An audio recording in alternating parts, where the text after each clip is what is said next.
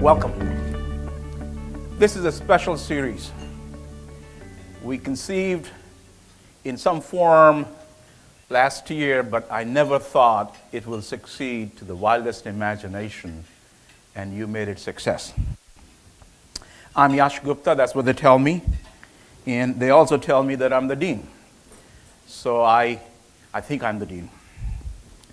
Before I introduce today's speaker, I'd like to thank my very, very good friend, Ben Griswold, for his role in arranging today's presentation.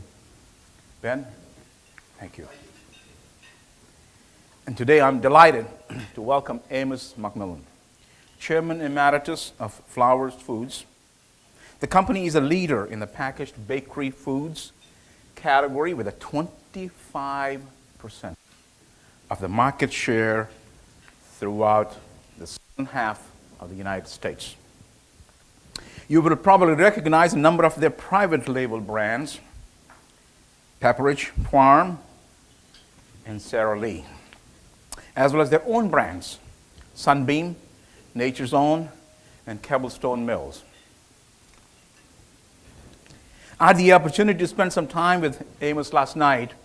There is much I could tell you about him, about his company, and about his successes. But in particular, I'd like to mention this. He is an increasingly rare, and I mean it absolutely rare phenomenon in today's business world, having been with Flower Foods for more than 42 years. His dedication to the company is reflected in the company's outstanding performance. Every business indicator for Flower Foods is exceptional and nothing short. In 2008, the company achieved the sales of over $2.4 billion, an increase of 18.6% over the previous year in this economic climate, which is truly an achievement in the current economic climate as we speak. There's a lot of discussion these days about leadership, and one of the essential qualities of a great leader's ability to build a team. Amos McMullian is a master, a genius in this regard. Most of his experienced, dedicated leadership team have been with Flower Foods for decades. I mean, absolutely decades.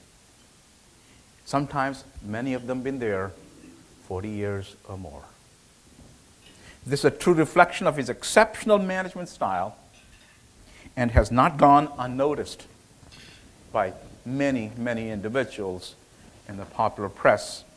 For example, Forbes magazine recently recognized Flower Foods in its list of 400 best big companies. It is truly a great pleasure and a privilege to introduce to you, I call them a giant in the understanding of what principles of management we must teach, we practice. Ladies and gentlemen, welcome Amos McMullian.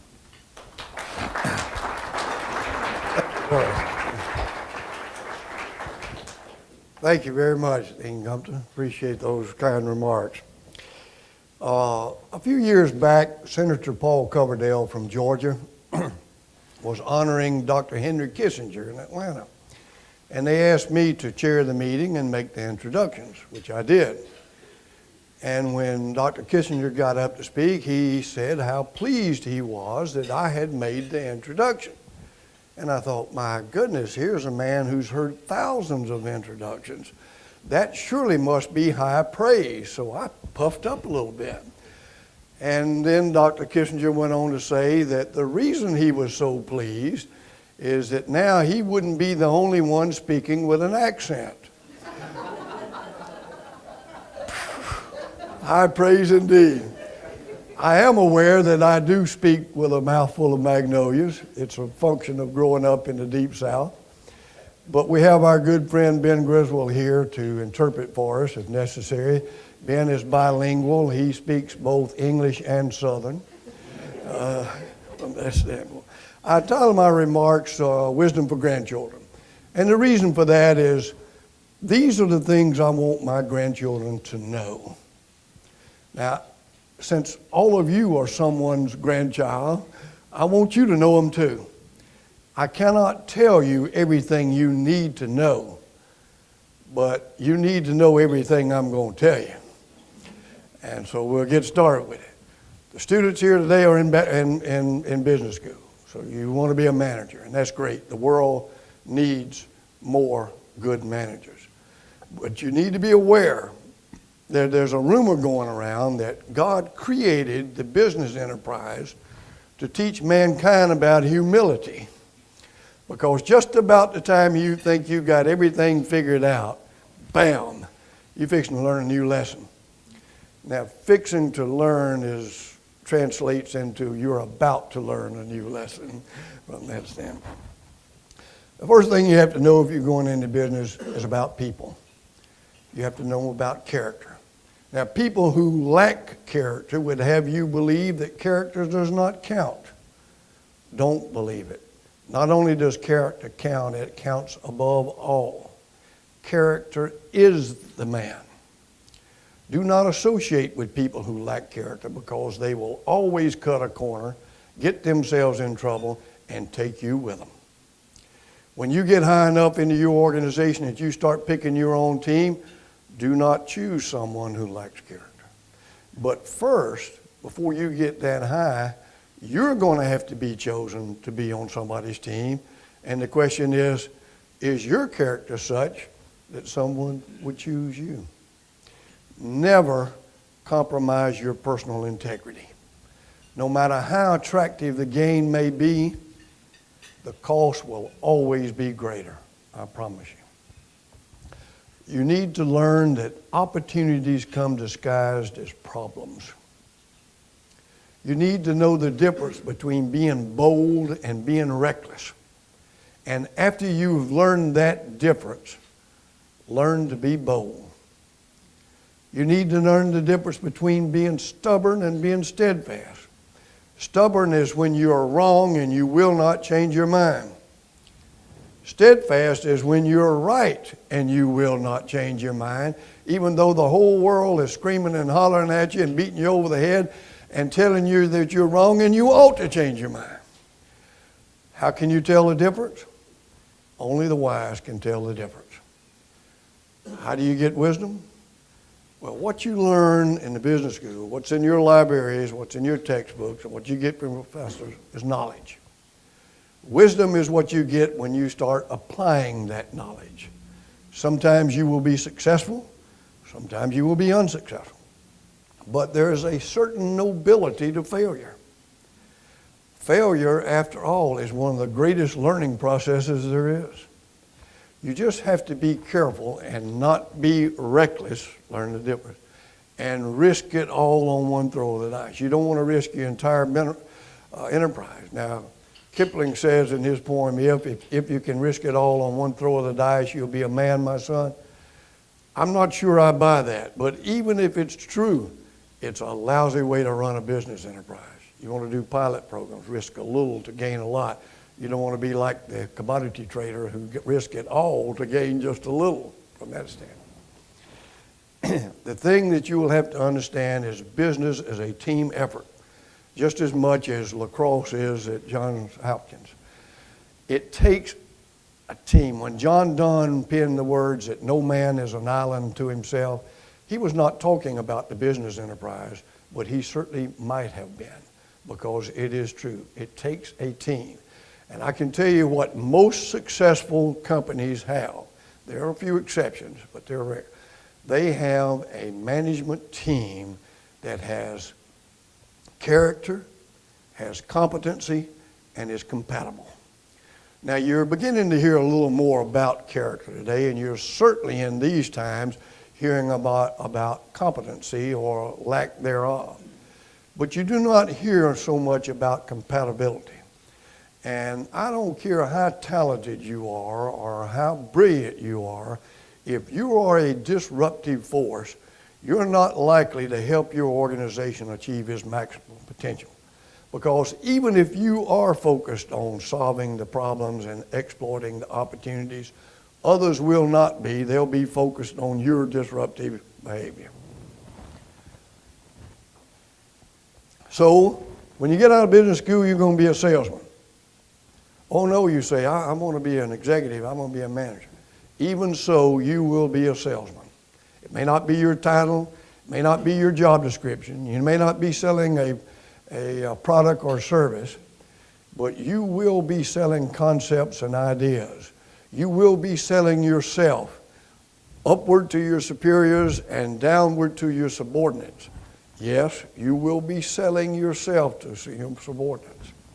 And you will be selling policy. And the trick is selling policy that's unpopular with the people, but the right thing for the business enterprise. That will be a challenge for you. A good salesman has to have good people skills, has to understand human nature, has to have good communication skills. And you will have to keep your people motivated. And the challenge is, you don't know what's going on in an employee's personal life. He may have a son that's on drugs, or a daughter that's unmarried and pregnant, or a spouse that's an alcoholic, or he may have financial problems. And your job is going to have to get him off of that and focused on the objectives of the company to do that.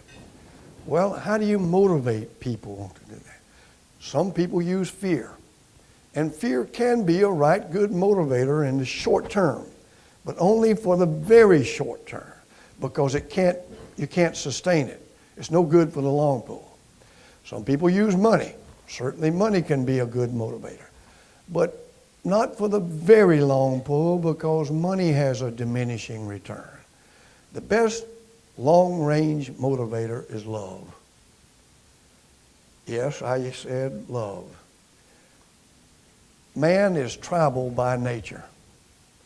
He wants to belong to some group, some organization, some band of brothers.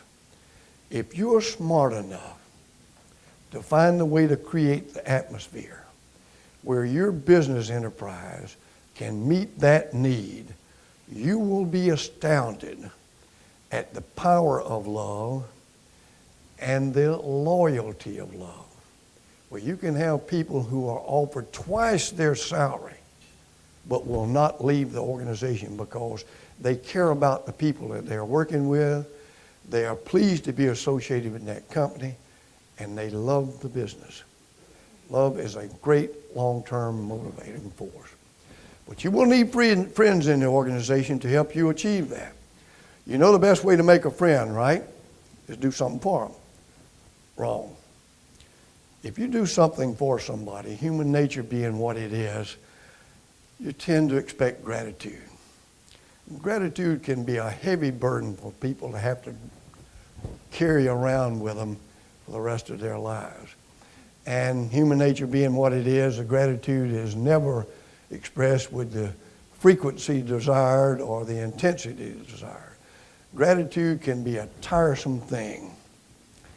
No, the best way to make a friend is to let him do something for you, because then he has an investment in you, and he is going to work like the dickens to be sure that his investment is successful. A moment of personal, if you will, to further establish credentials. I've been a director in a public company for 34 years. Was chief executive officer almost 23 years. Average tenure of the top 1,000 companies today is 3 years. Shows you a remarkable difference. I served on 5 New York Stock Exchange companies' boards, turned down 5 other companies because I simply didn't have the time. In 1996, some Belgian sugar beet farmers sold their refinery to some German investors for $1 billion, took that money, set up an investment vehicle in Luxembourg, hired a man whose mother was Lebanese and his father was French, and he was educated in California to head up that investments. They joined hand with us, Flowers Industries at that time, a baking company in Thomasville, Georgia, to buy Keebler Cookie Company, crackers, in Chicago, Illinois, that was owned by United Biscuits. It was based in the United Kingdom, and the deal was financed with American, Canadian, and Japanese banks. Now that's a pretty good snapshot of what a global economy is about. Corporations do not exist in nature. They're created by some government official. And therefore they have to be regulated by government officials. But if you teach a man to use a hammer, every problem looks like a nail. So if you teach people to regulate, they have a tendency to overregulate. Now that was burdensome enough to the American business community when it was pretty much domestic companies competing against domestic companies. But in a global economy, there are over 200 nations in the world out there. So you've got corporations that are incorporated in 200 different companies with different rules and different regulations. We have to be careful that we don't trigger the law of unintended consequences in our regulatory process that gives the American business community competitive disadvantages. Let me give you a couple of illustrations. Of the top 25 industrial developed nations in the world, 24 of them's health care is paid for by government. Only one of them is health care paid for by business. That one is the United States. Now we're talking about health care as 1/6 of the largest economy in the world. So you're talking about a huge cost burden to the American business. Now in the past, the American business was able to compete on a worldwide basis because our productivity increases would absorb the cost that we had to carry. But the rest of the world is catching up with America now. The Japanese have shown that they can not only produce cars as well as America, they can do it better. So if they got a productive advantage and a cost advantage, then we might have some trouble. Of that same 25 countries, the United States is second with the highest corporate income tax rate. Now let me give you a little story from history that might help shed some light on that. The year is 1200 AD. A man on the outside of the Gobi Desert in Mongolia takes a long strip of rawhide, ties a loop on one end, loop on the other end, throws it over the neck of his horse, ties a knot in the mane, gets up on the back of his horse, puts his big toe in this loop, big toe in that loop, discovers that he can ride his horse at full speed without falling off, without using his hands. Big deal, you say.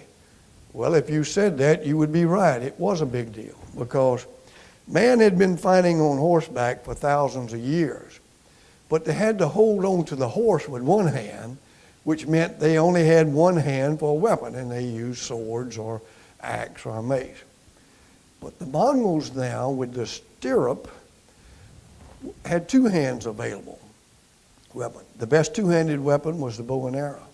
And the Mongols had a wonderful bow and arrow called the compounded bow. It was not curved like this, it was curved like that.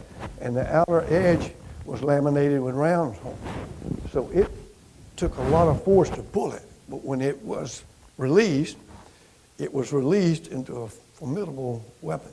The English longbow was only effective up to 150 yards. The compound bow of the Mongols were up to 350 yards. Now you think about it, if you're fighting the Mongols with a one-handed weapon, you got to get within a few feet of him to do any harm. But if he can start killing you at 350 feet, you can see the difference. The Mongols took those two competitive advantages and built the largest land empire the world has ever known. It's about 2,000 miles from Jacksonville, Florida to San Diego, California. The Mongols' empire was 6,000 miles, 3 times as great. Think about that. When historians studied that, they are not surprised that the opponents of the Mongols lost because they had a double whammy competitive disadvantage. Now here's the American business community with a double whammy competitive disadvantage with health care and corporate income tax. Should we be surprised if we lose in this global economy? Now, when our partners in the Keebler transaction sold, they paid zero capital gains tax because they were incorporated in Luxembourg, and there are no capital gains taxes in Luxembourg, just like there are none in Germany and none in Japan. Had we done the same thing that they did, we would have paid a 38.5% corporate tax rate, and then when we dividended out to our shareholders, they would have paid up to 39.6% at that time. So the capital would have been dissipated just there. Another example from history, years 1805, Napoleon had defeated all his enemies on the continent of Europe, except England. Napoleon was getting ready to invade England. He was building transports and landing barges on all the ports there. He told the French fleet, if you'll give me control of the English Channel for 6 hours, I can conquer England. And he probably could, because their army was far superior to the English army. But in order to get that control, the French fleet had to defeat the British fleet. And so Napoleon had already conquered France, so they had a combined fleet of French and Spanish ships. Napoleon had fully expected to win that battle because he had a superior number of ships and a superior number of guns on the ships. But the French lost that battle. And they lost the battle because they had inferior firepower. At that time, you had the cannon, and you had to load it at the muzzle end, not the breech end. And the cannon was sticking out from the sailing ship, so you had to lean over the outside of the ship to put the powder in, the wadding, the shot, and the ram, and all that. The French and Spanish could get off one round every 5 minutes. The British, because one man's creative, innovative thinking, had put their cannon on a truck or a carriage, where when you fired it, they could run it back, get it inside the ship, and reload. They could get off through training and discipline 3 rounds every 5 minutes versus 1 round every. They had superior firepower. They won. England was saved. Now, if America has inferior financial firepower in the world of capitalism and global economy, should we be concerned about that? Manufacturing jobs in this country has gone from 40+% of the workforce down to the last number that I saw was 17%, and still headed down. Now, these are the wealth-creating jobs. Manufacturing are the jobs that create wealth. Now, those jobs didn't go overseas because people were unpatriotic. They went overseas because they had competitors who had a cost advantage, and they had to find a way to get that cost advantage or become bankrupt. Those jobs are not coming back until and unless reforms happen in this country. Am I optimistic that reforms will happen? Not yet. The reason for that is not only are our political leaders not focusing on the answers, most of them are not even aware we have the problem. And the reason for that is over the last few decades, government has evolved into an adversarial relationship with business. I suggest to you that is something that America can ill afford. In a global economy, we're going to have a government cooperating with business to start up new industries, to build new plants, to train employees for the workforce to be done, so that we can compete on a global basis. Otherwise, our standard of living and our quality of life will head down. If you're going to be in senior management, you have to understand economics. It's just that simple. First thing you have to know about economics, for every credit expansion, there will be a credit contraction. And when it comes, it will catch somebody off guard. It will come with wailing and gnashing of teeth, because there are always somebody out there that thinks, this time it's going to be different. This time it's a new paradigm. Trees really are going to grow to the sky this time. They do not. The lesson for management here is you prepare for the hard times during the good times. If you wait till the hard times come, you have a tendency to overreact and cut muscle along with fat. because fear magnifies everything. Next thing you have to understand that in the free enterprise system, you really do have to have freedom of entry and freedom of exit. What causes freedom of entry?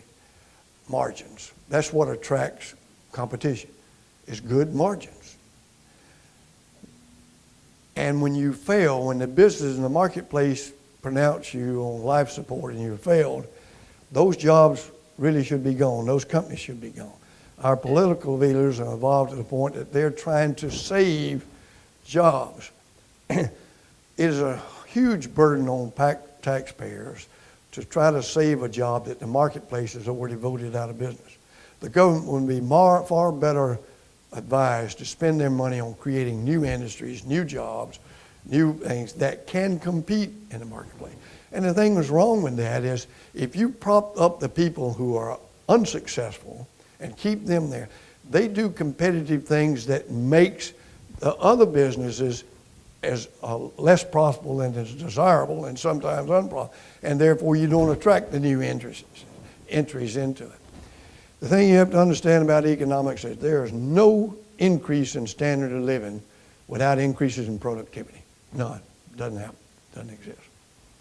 One thing the media does not understand that I would like for you to understand is you see it all the time. The media says the Fortune 500 is not building jobs. They've had no job growth over the last decade or whatnot. All the job growth comes from small business. The media presents it as bad news. It is not bad news. It is good news. Large companies have capital. They invest the capital to get productivity increase so that they are not, in fact, adding jobs. But it is those productivity increases that you have to standard of living. Small businesses start up, in many cases, to serve large businesses. They do not have capital, so they hire people. And that's where the jobs create. That's the way the system is supposed to work from that standpoint. You have to understand economics to understand people and human nature. You have to have incentives. I believe in incentives. Adam Smith taught us that when man is free to choose his choice of what he wants to do to provide a living for his family, it adds to the prosperity of everyone. The entire nation grows. But when the will of the individual is subordinated to the will of the government, when the individual loses that sense of self-reliance, life loses its charm. And I can give you a great example of that today in Russia. Russia has a declining population. And it's not going to get better because they have a negative birth rate. And the Russian workforce is filled with absenteeism and alcoholism. Life does lose its charm when man is not free to choose for himself. Russia, in a global economy, exports nothing except raw materials and military hardware. Not too bright a future from that standpoint. If you're going to be in senior management, you have to be involved in politics. Now, you should be involved in politics anyway because politics is a duty as a citizen. But you especially need to be if you're in business because those politicians, the political hack, that joke becomes tomorrow's policymaker if he's elected. And that policymaker is going to determine the rules and regulations that you're operating your business under. Now, 97% of the people in America say their life is influenced or impacted by sports. I confess I'm one of those. They know what the score of last night's game is. But only 7% of the American people are involved in politics.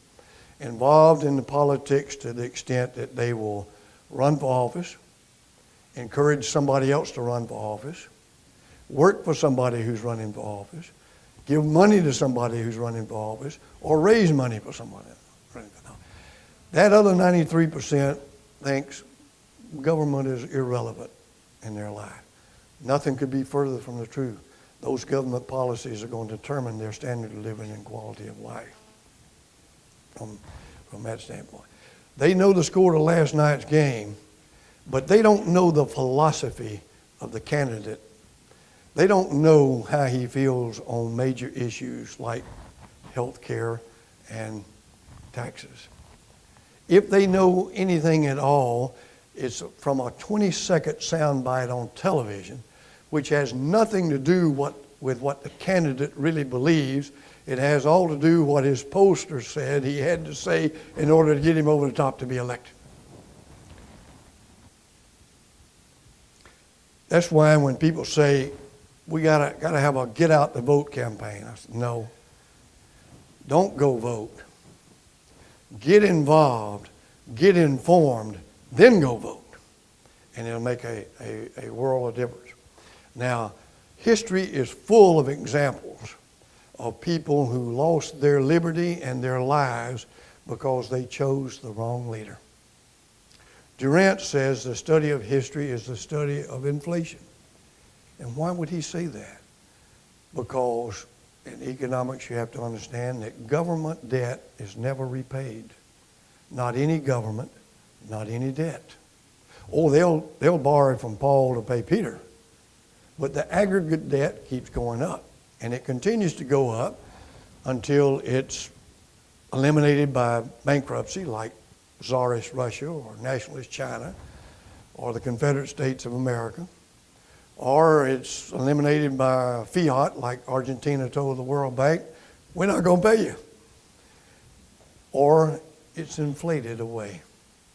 And 1.5% to 2.5% inflation every year over 2 generations, and the debt's gone. So Durant is right. The study of history is the study of inflation. Be advised and be aware. You can't talk about politics without talking about government. Government is necessary. You cannot have civilization without having rules. You cannot have rules without having someone to enforce them, and that's government. You cannot have government without taxes. So people who want no taxes are always going to be disappointed. The trick is to keep the balance, the right vehicle for investment and the right level. Money was invented to pay taxes because it was so much more convenient than hauling the grain to the capital city. Writing was invented to document the fact that you had paid your taxes because tax collectors, either through ineptness or dishonesty, had a way of coming back and collecting the second 30% of your wheat crop or the third 30% of your wheat crop. Writing was invented to document the fact you proved you had and you paid. Whenever you hear government officials say, the citizens are going to have to make sacrifices, you can be assured of one thing. That government has failed. That government's policy has failed. And when government policy fails, you can be assured of one thing. They're going to look for a scapegoat. And when they look for a scapegoat, you can also be assured of one thing. There are going to be some businessmen out there who lack character, who insist on playing offsides and out of bounds, and they will be caught up by the government and with great fanfare to show, but for these profiteers or obscene profits, their policies would have worked. In our country, in the court of law, you're innocent until the government proves you're guilty. In the court of public opinion, the opposite is true.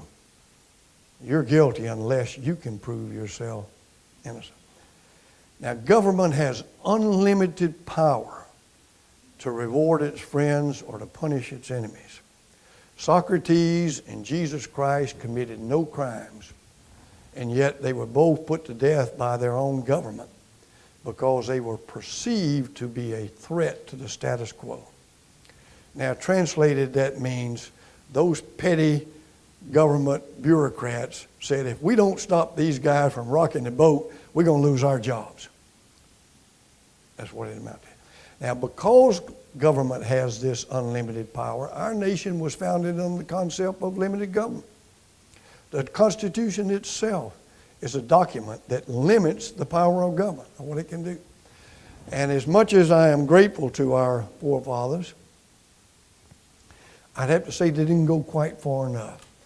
They didn't put in there that government could not discriminate. among its citizens. And they should have. Now, we have a law in this country that says individuals can't discriminate and companies can't discriminate, and that's good. But they can do very little harm in the total, certainly to individuals. But it's when government discriminates that great harm is done. Ask the Kurd population in Iraq or the Jewish population in Germany in the 30s. We should not allow government to discriminate one from another. Government and electricity are very similar. If you control them, they can provide wonderful services, beautiful services. You can light your home, cook your food, heat your water, defend your shores, administer justice, enforce contracts. But when government and electricity are out of control, the result is always death and destruction, always. When people study government, they always come back to studying the Roman Empire. And Gibbon said he thought the Roman Empire fell because of Christianity. But others say it was far more complex than that. Some say it was because of confiscatory taxes, and the tax rate got high because people quit serving in the military and they had to hire mercenaries. The welfare grew, and they had to have more and more taxes. Durant said it was because of excessive regulation, that there were so many imperial decrees and regulations and from the states and the Senate and the emperor that no fortune could buy it and no mind could digest it. Nobody had any idea what all the rules were from that standpoint. They failed because they supported the will of the citizens to the will of the government. They were great at discriminating one group against another and occupying them with bread and circus, which we ridicule today, but I wonder if when historians study America, if food stamps and football might not look a whole lot like bread and circuses that the Romans used in their regard. Things got so bad when the barbarians finally overran them, large number of citizens welcomed them because they thought anything would be better than what they had. Julius Caesar was perhaps the first man, certainly the first man of importance enough to do something about it, to recognize that not only could Rome not be saved, it wasn't worth saving. I wonder if we will ever come to that point of thinking of our country and this nation. So the lessons from history are, it's not so much that history repeats itself, it's human nature repeats itself. It's not so much that people forget the lessons learned. One of the lessons is government, by and large, no matter how well intended, destroys both liberty and wealth. The trick is to cap that at acceptable levels. That when respectable citizens are more interested in security than they are liberty, they will lose both. That when nations eat their financial seed corn, they will starve. When citizens are more dependent than they are independent, they're more suitable for slavery than they are citizenship. That the defense of a nation is not the guns and the bombs and the planes. It is the essence and the will of the people in addition to the guns and the bombs and the plane. Without the first, you might as well not have the other. That Toynbee, when he studied the 22 civilizations that failed, said, once you lose the concept of individual responsibility, you start down that slippery slope which no civilization has ever returned. Are we in danger of doing that in this country? And so your assignment today is you've got to reform health care in this country, true reform. You've got to change the corporate tax code. You've got to change the adversarial relationship between business and government to one of cooperation. You've got to pass an amendment to the Constitution that prevents government from discriminating one citizen against another. And you need to know that there will be a test on this assignment, not by me and not by your professors, but by the toughest taskmaster there is, and that's life.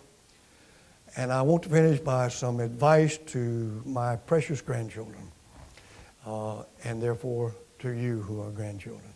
Will you be successful? It's the question you have. Yes, absolutely. I guarantee it. All it takes to be successful in this country is to be reasonably intelligent and be willing to work. You've already demonstrated you can do that.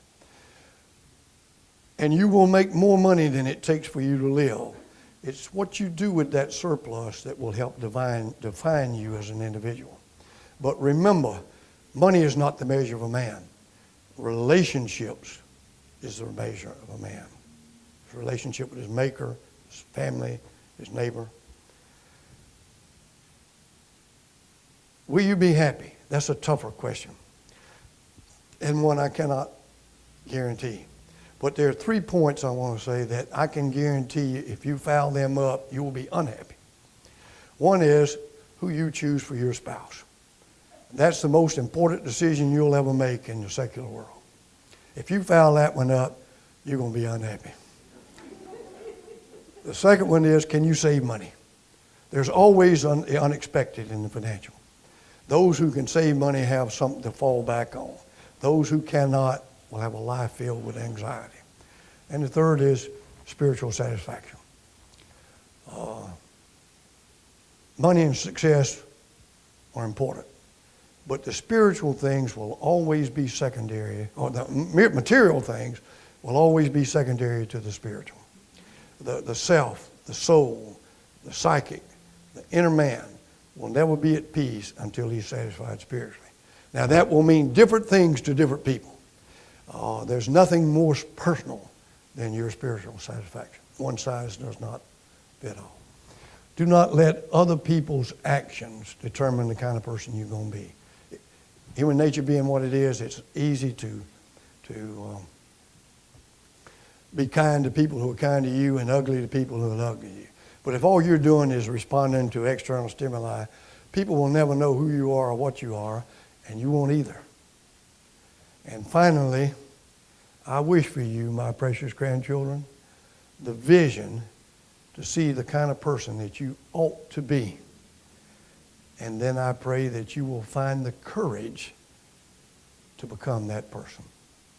To Johns Hopkins University, to you, Dean Gumpton, to Ben, to you, ladies and gentlemen, audience, for your hospitality and your courtesy and your attention. I thank you very much.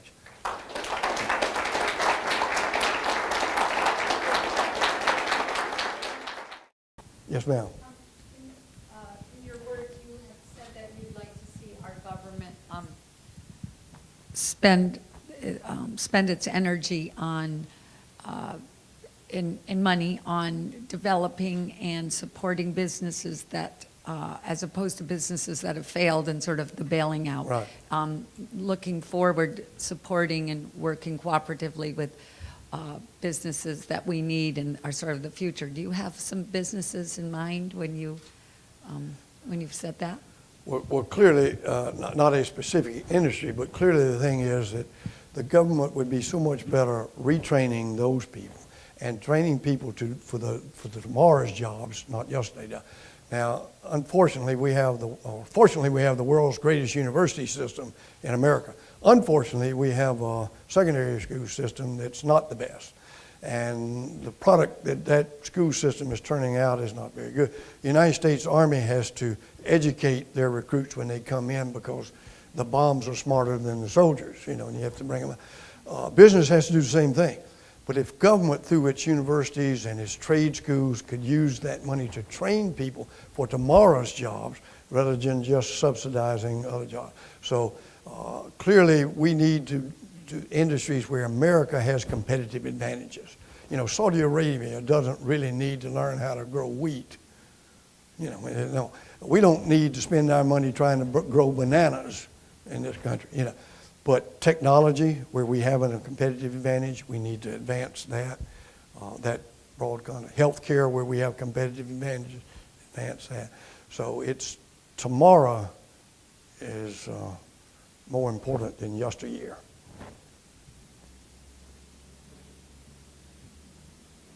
Well, I'll ask one question. If I'm so smart, why am I not rich? I am rich. The reason I know that is the federal government notifies me of that every year, once a year on April the 15th. They only tax the rich, and since I'm paying a lot of tax, I must be rich. Smart? No, just experience.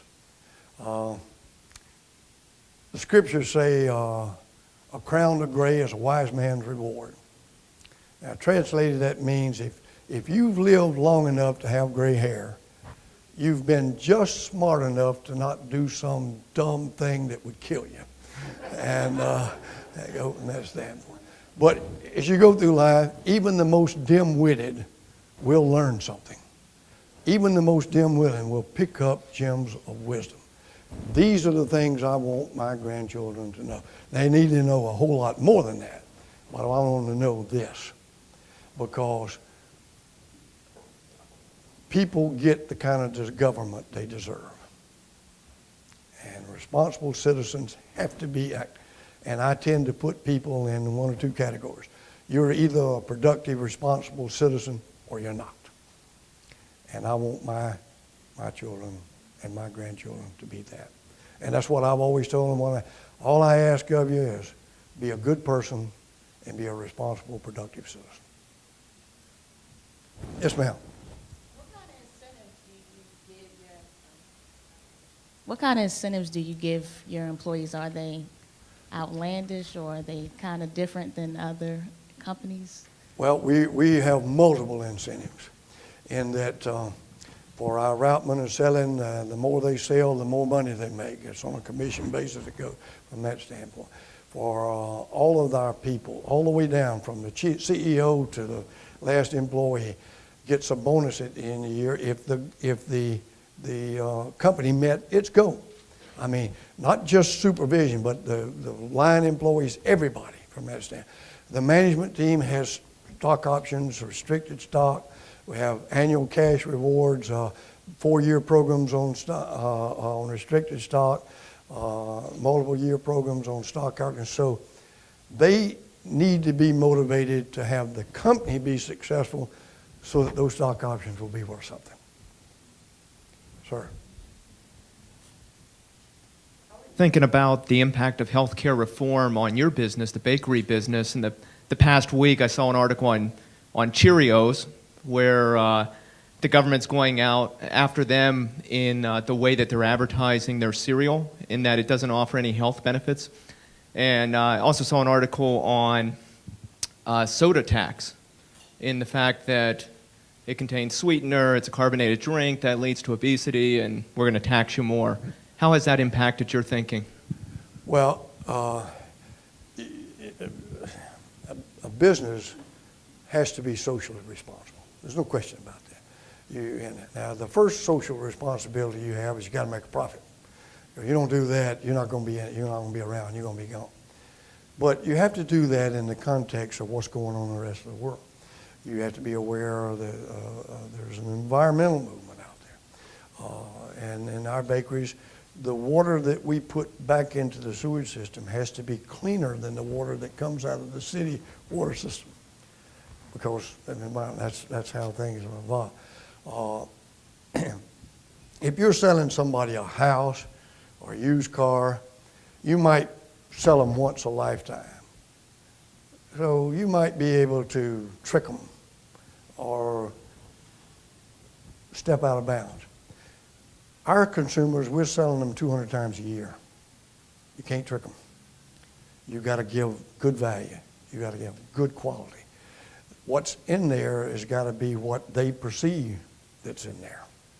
If you say one thing and do something else, it's going to discover it. And when you're selling building a consumer franchise, you can destroy it overnight what it took decades to build. So you have to be the Boy Scout approach. It's to be straight and narrow. No tricks, no deception. You got to be what you appear to be. So that's true of any business.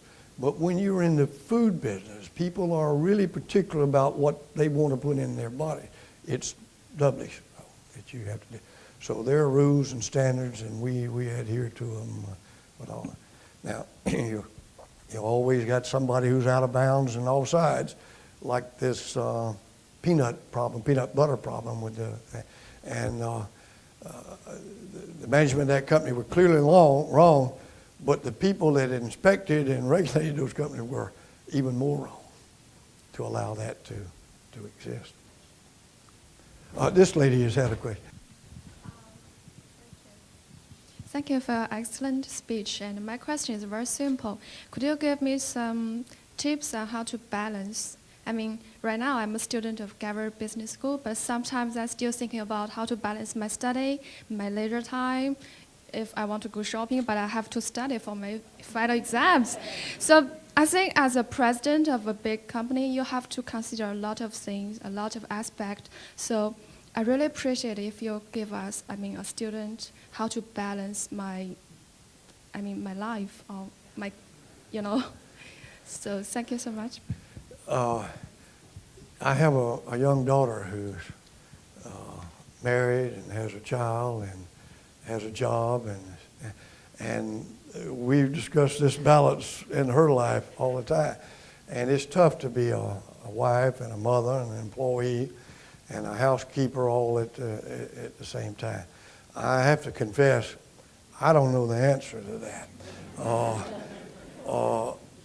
I know that the average housewife, when they go in that supermarket to shop, they spend somewhere between 14 and 20 seconds in front of the bread rack. So they're not there studying and, it's a quick decision, go. And now, many times they have already learned what brands they can rely on, what they like, and so they'll repeat. Now, you will see exceptions to that. You will see people stand there and take the brand and read everything in the ingredient code to get it going. But basically, I love to go to the supermarket. To me, it's like going to a circus. I like to see what's selling. I like to see the people. But to most shoppers, it's a chore. They got to get it done, get it over with, because they got other chores they got to do. And so it's finding balance in your life is a real challenge. We're all lifetime students, and or we better be, and that's something I have not yet learned very well myself. So I'm better at it than I used to be, but not as good as I ought to be. Sorry. Someone else had a question somewhere. Did I miss? Yes, this lady back here. I'm sorry. Oh, thank you. Hello. Good morning, everyone. It's a pleasure to meet you, and it's a pleasure to have you here speaking to us. And you had mentioned character during your presentation, and for you to be the head of, a large corporation and other business ventures, how do you ensure that your leadership team have character and that that character is being measured according to the alignment of your objectives within your organization, as far as the productivity side, but also the sustainability side with your employees and their morale, their retention, their job satisfaction, and also the evolution of their job skills as well. So I guess in a nutshell, how do you make sure that your leadership team is accountable for the human capital aspect of your organization? Thank you. Thank you. Confucius said that the man who made a mistake and doesn't correct it has made two mistakes. The best way to not have a bad employee is don't hire him in the first place. But if you made a mistake and you did, then correct it. The way you find out about character is you put people to the test. In fact, I think that is the definition. And character comes from the Greek, which says you have been tested and you passed from that standpoint. But in our business, there are so many operating decisions that have to be made every year, and therefore every day and every week, that the pace is so intense that if you do not love the business, if you're not doing it right, it will soon tell and show up in your performance. And, it's like, you have to be like the baseball manager. I know you won 30 games for us last year, but this year your arm is sore and you've lost 10 games for us. We got to take you out of the lineup and put somebody in there who can win some games for us. Now, sometimes we have been successful. Sometimes we have moved people up in the organization beyond what their abilities should be. And when you do that, you got to correct it. Sometimes we have been successful in bringing them back down. A guy that was a great plant president, wonderful great plant president, got promoted to regional vice president and simply failed, simply could not get the performance there. But we were able to bring him back to be a plant president and keep his esteem such that he went back to being an outstanding plant president again. So it's, you know, you can't tell about people by listening to what they say, because they're going to tell you what they want you to. You got to see what they do. Talk's cheap, whiskey costs money. It's performance. It's performance. And you can't go on. And so we give early responsibility and early accountability. So we try to weed them out early on where the errors are small and the cost is low. So by the time they get to the senior level in our company, they have been put to the test many, many times, and we know what they are and where they're going. And we know that they will do the right thing. They will not be dishonest. That whatever they do, whatever their decisions are, if it's printed on the front page of the Wall Street Journal, we'll be proud of it. Does that mean they're infallible? No. They'll make mistakes just like that. When you're making thousands of decisions a year, they're not all going to be good. They will make a mistake, but it'll be a mistake of an honorable mistake, not a dishonest motivation. Thank you again. Thank you kindly.